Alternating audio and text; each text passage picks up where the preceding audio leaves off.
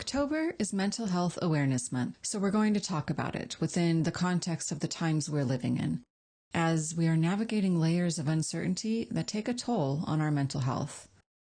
The goal of this webinar is to recognize the unique combination of factors that are challenging us at this time, and identify strategies and techniques that can help us stay steady, resilient, and compassionate in the midst of change. Because what we are going to talk about first could honestly be unsettling, let's just take a moment to get grounded so that we can hear the information, recognizing that it's important to understand why we're feeling like we are, and knowing that we're going to talk about how we can help ourselves feel better under these circumstances. If you feel comfortable, close your eyes or soften your gaze. Take a slow breath in to a count of 1, 2, 3, and hold for a count of 1, 2, 3, 4. Now slowly release through your mouth to a count of 1, 2, 3, 4, 5, 6. Let's do that 2 more times. In, 2, 3, hold, 2, 3, 4, out, 2, 3, 4, 5, 6. And again, in, 2, 3, hold, 2, 3, 4, out, 2, 3, 4, 5, 6. Now notice your body sitting in the chair, and notice that right now you are safe in this moment. Take a few seconds to stretch your body, let the tension out of your shoulders, and just begin to relax. Thank you for practicing that little reset with me, and now we are ready to begin. We are experiencing a stress stack that we've never experienced to this extent in our lifetimes. Stress accumulates through uncertainty and fear that activate our survival brain, our fight or flight mode. Chronic stress, which creates anxiety, irritability, and burnout. And a high allostatic load or sustained stress, which over time results in wear and tear on the body. These factors can result in depression, fatigue, and or health problems. Recent evidence from research includes that U.S. depression remains historically high post-pandemic, that lingering pandemic stress plus a myriad of new crises is increasing the threat to our mental health, and that we're experiencing what is referred to as cascading crises is now described as collective trauma. We have basically had this timeline of just compounding stressors year after year after year. In 2020, we had the COVID-19 pandemic and the resulting shutdowns. In 2021, we had the vaccine rollout and related increased divisiveness. In 2022, we experienced supply chain shortages, inflation surge. 2023 brought us political polarization, climate anxiety, and natural disasters. And then in 2024 and 2025, we had the elections, we had ICE raids, we had military deployment in U.S. cities, and rapid changes in AI. It's just been nonstop. So it's easy, especially if we're in survival mode, to look at current stressors and then tell ourselves that we can handle this or that we can solve this problem. But most of us are not acknowledging, or perhaps not even aware, that we are really dealing with continuous compounding stressors, at least since 2020. Now, there is solid evidence that back-to-back crises have kept population-level stress and distress elevated, consistent with the idea that people haven't had much recovery time in between hits. A large cohort work tying perceived stress to allostatic load, which is a biological marker of accumulated stress burden, finds higher stress post-2019 and links sustained stress to worse cardiometabolic outcomes, consistent with stress accumulating rather than fully resolving between crises. Studies examined how COVID-19's mental health burden interacted with economic strain, isolation, and later shocks, showing additive and interacting effects rather than isolated events.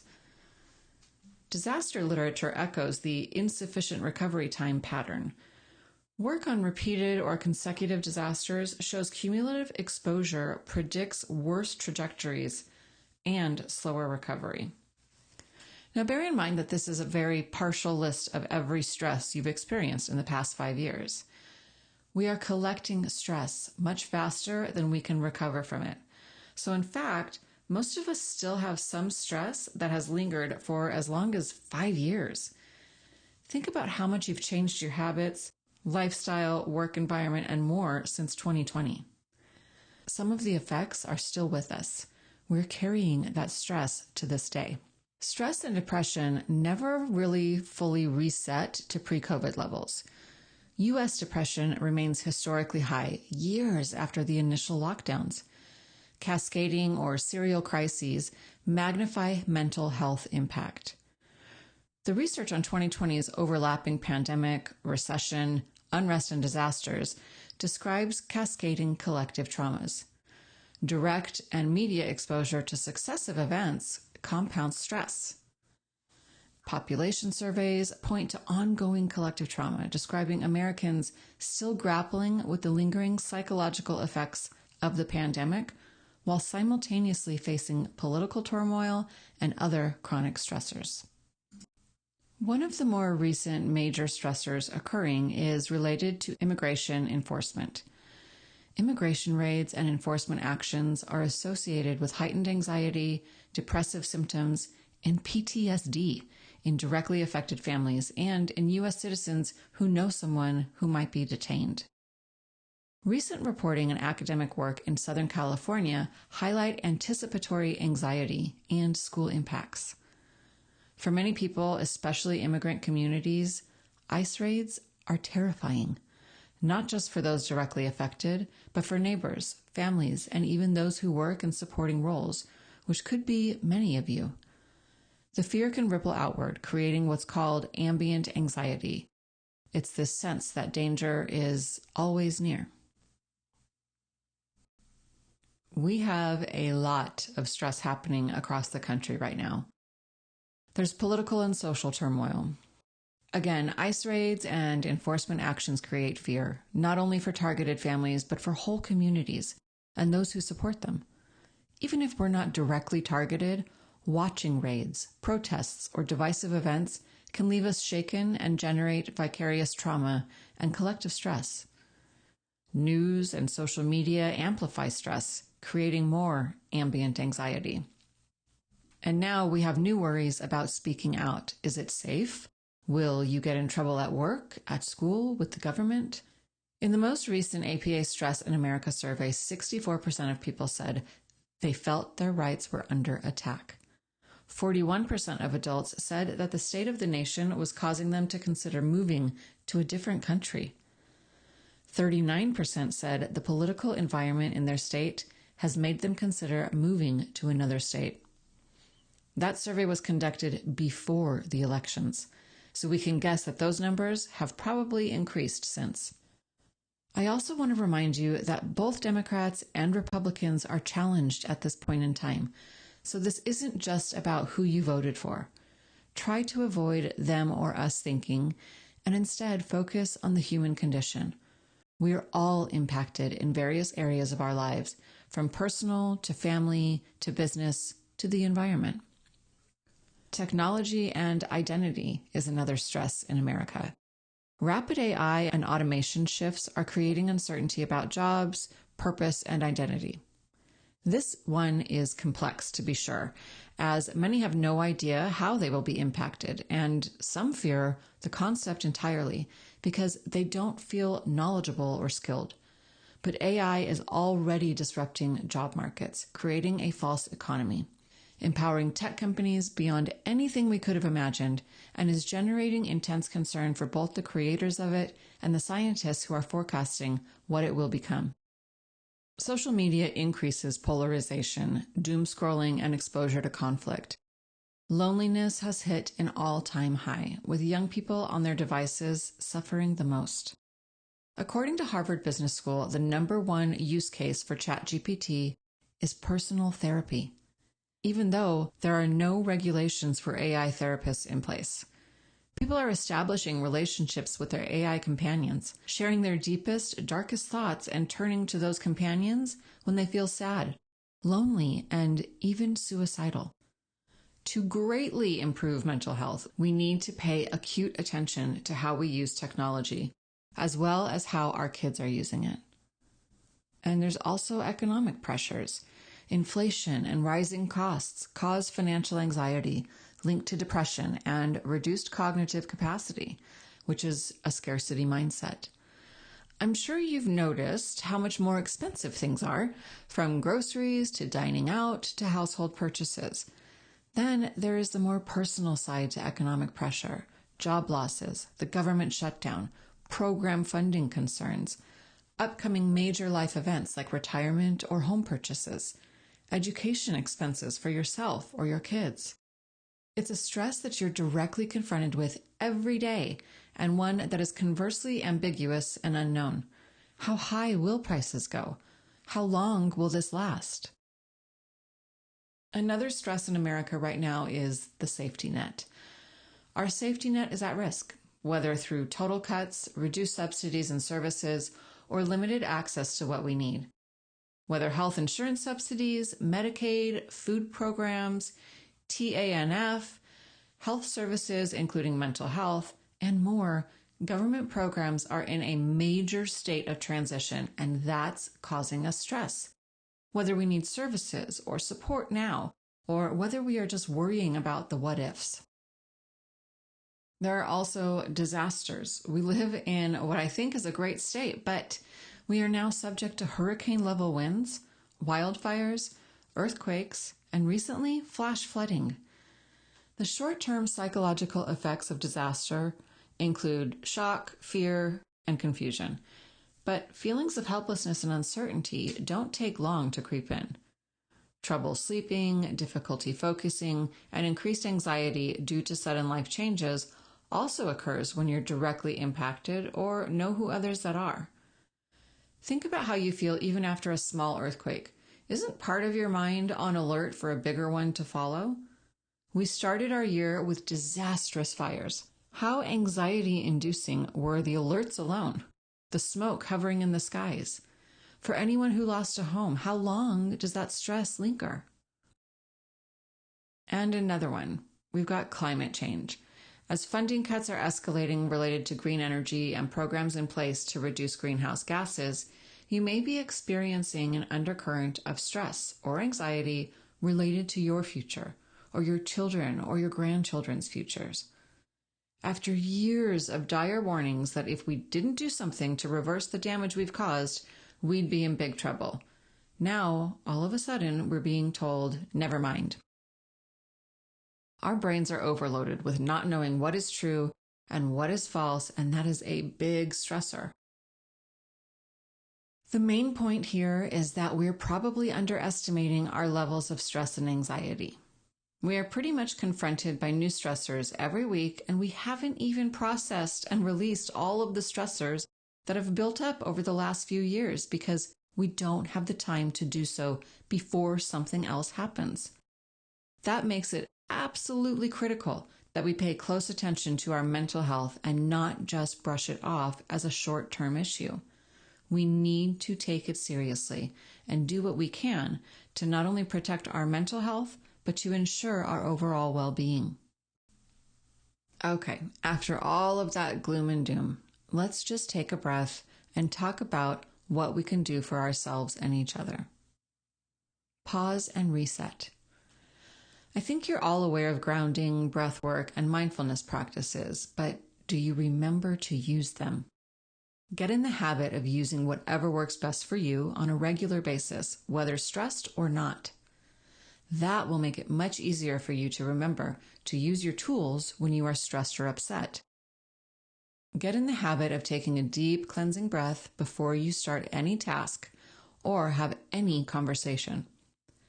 Take a pause the second you feel stress rising to avoid reacting to something versus thoughtfully responding. Ground yourself every morning when you first wake up, and again each time you take a break during your workday. Practice mindfulness in everything you do. Simply pay attention and be aware of where you're placing your focus, whether it's washing dishes, solving a problem, or interacting with others.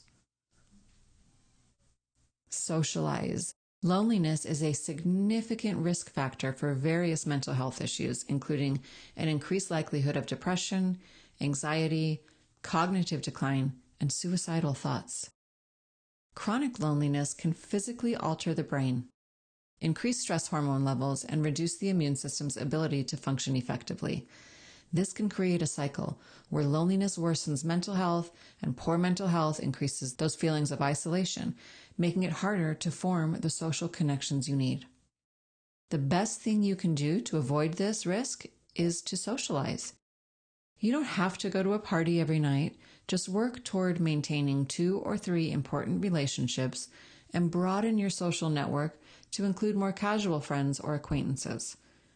You can also join a club or take a class. The most important aspect of this is to socialize in person, not just online.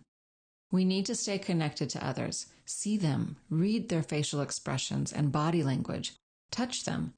We need each other in the real world, not the virtual world. AI or an avatar cannot replace true connection to another human being. We covered social wellness a few months ago, and you can view a recording of that presentation on our YouTube channel. Reframe change. I think we've included reframing in each of the webinars in this series because it's effective and easy to do once you get in the habit.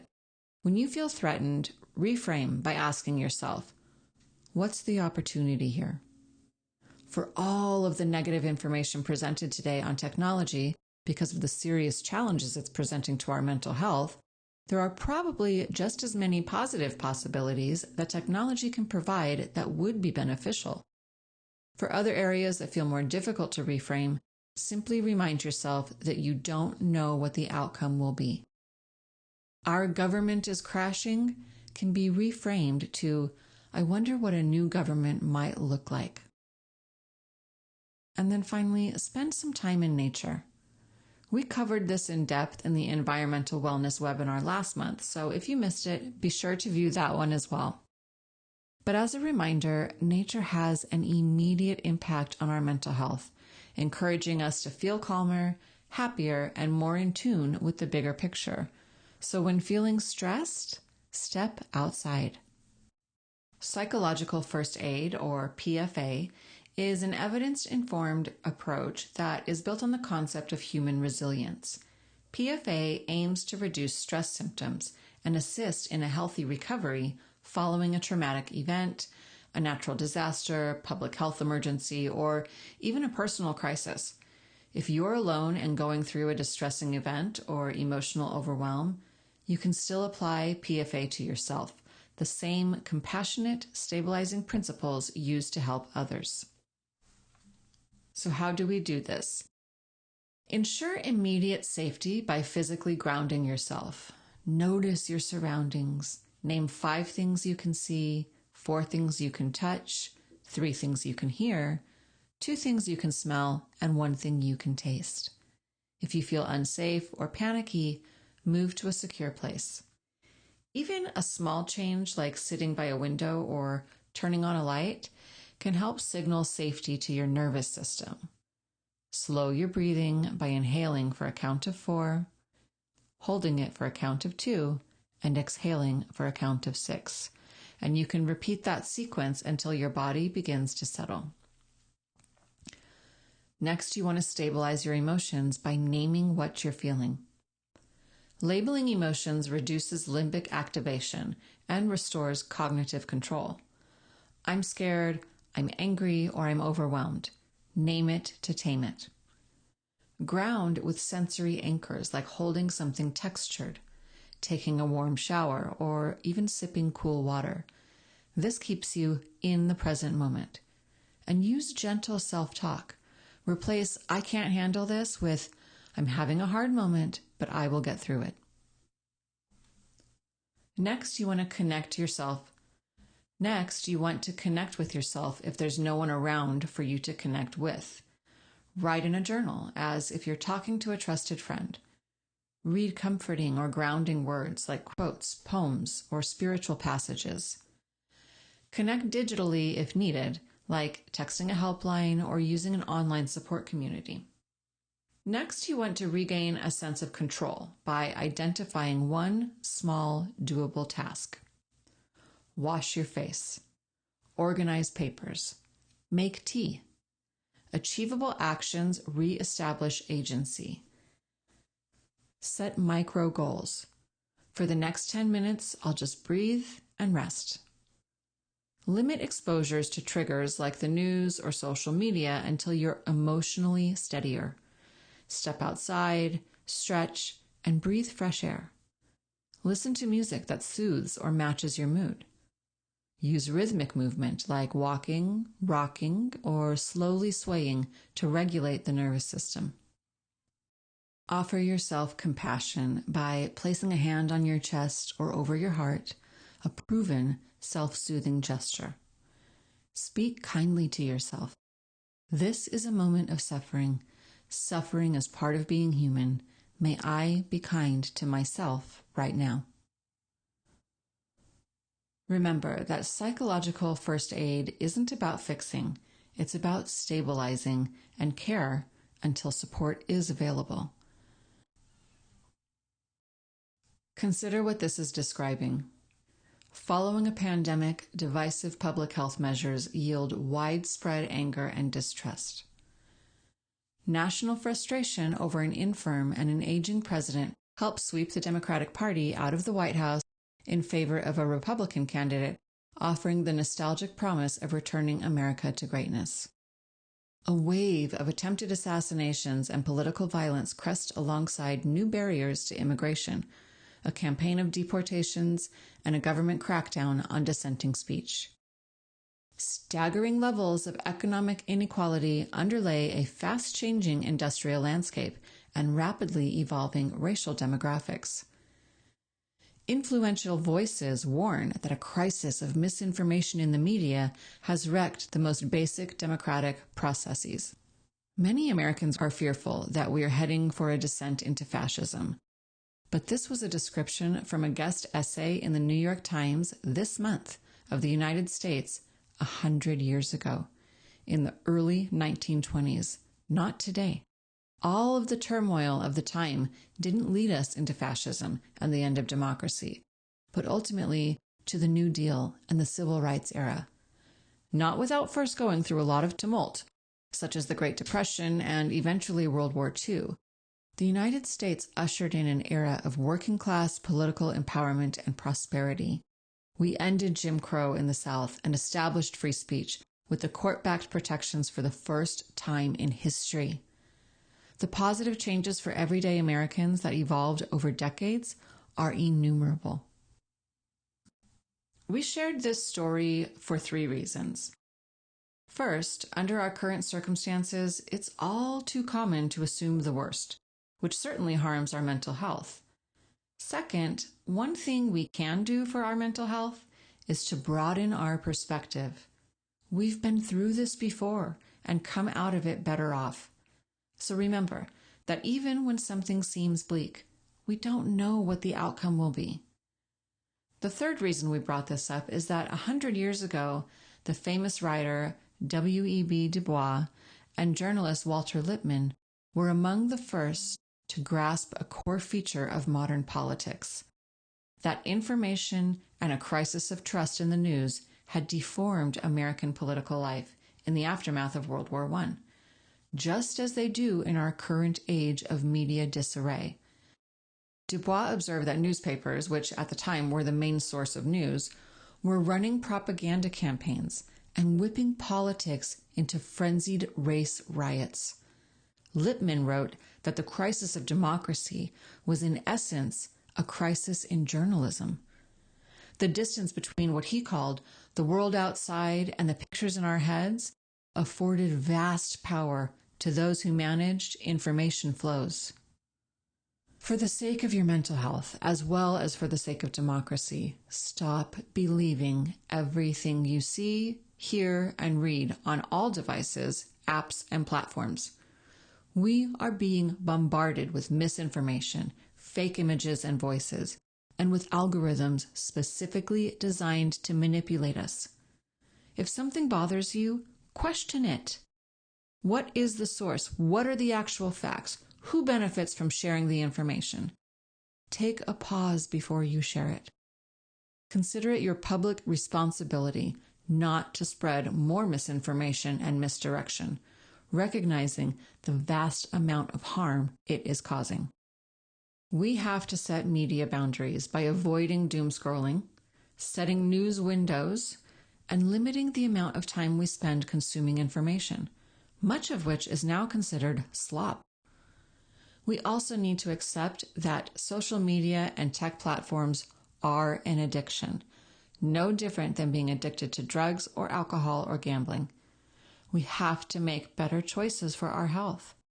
And this is one area in the midst of a crazy world we do have control over. So do you want to control it, or do you want it to control you? Try this experiment on your next day off. Put the phone in a drawer for the entire day. Notice how you feel. Notice how many times you reach for it in your pocket, even though it's not there. As the day progresses, notice how much more you're noticing about the world around you. If you struggled without your device, it could be time for a major digital detox. Relying on our devices is a frame of mind, and we can shift that. Speaking of mindsets and control, let's cover another mental health zapper. A scarcity mindset is a belief that there are never enough resources, leading to constant worry and anxiety about what is lacking, which can severely impact mental health by fostering stress, pessimism, low self-esteem, and an inability to plan for the future. This mindset makes it difficult to focus on opportunities or the present moment, potentially leading to poor decision-making and behaviors like hoarding, fear of competition, and resistance to change. As with any mindset change, it's hard to stop focusing on what doesn't work, what's missing, what's going wrong. But hyperfixating on it can lead to intense overthinking and even a self-fulfilling prophecy. We become so focused on what we lack and assume things will never change, so we'll never see ourselves in a better situation. This mindset basically sucks the joy out of our lives because everything starts to revolve around this thing that we don't have. It can lead to anxiety or depression, strained relationships, and risky behavior. So while we can't change our thinking overnight, we can be patient with ourselves by taking baby steps toward changing our mindset. First, when negative thoughts about what you lack pop up, you may be tempted to tell yourself something like, "I'm not going to think about this." You probably know what I'm going to say. First, when negative thoughts about what you lack pop up, you may be tempted to tell yourself something like, "I'm not going to think about this." Now, you probably know what I'm going to say, but that only makes you think about it more. Instead, accept how you're thinking. I do feel this way, and it's valid, but this doesn't have to totally preoccupy me. You're still going to think about it, but not as intensely, and by not resisting it, you become more relaxed about the fact that these thoughts do pop up. Practice gratitude by being intentional with thoughts about what is bringing abundance into your life.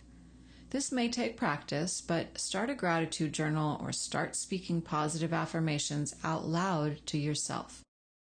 We all have something to be grateful for, and focusing on that abundance is the opposite of focusing on what we're lacking.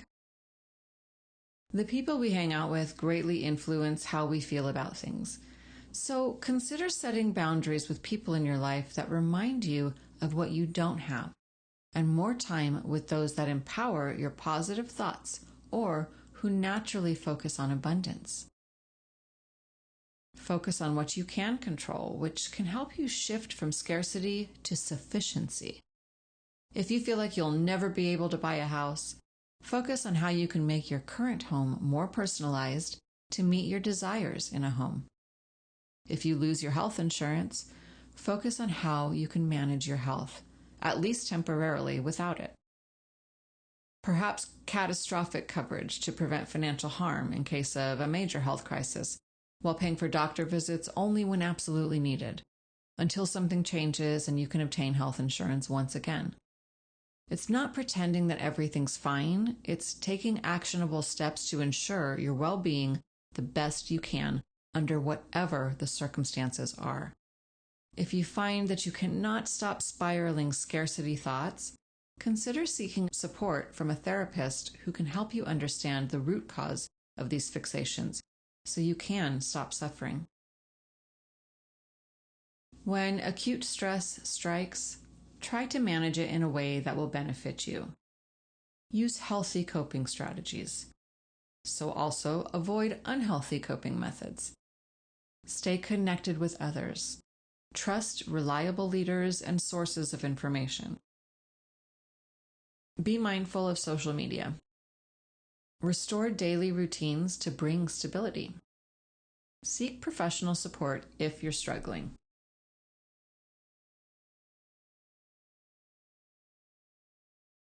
We can't control the storm, but we can anchor ourselves. It may not feel like it right now, but these are temporary circumstances, as is all of life, with things changing daily. None of us knows what will happen next or if the result of all of this turmoil will be positive or negative. The truth is, it's probably going to be some of both. What we have to remember is that we are resilient. We can take action on anything we have some control over. And we must protect our mental health because without that, we have a lot bigger problem than inflation or government chaos. It's our minds that will ultimately get us out of this mess.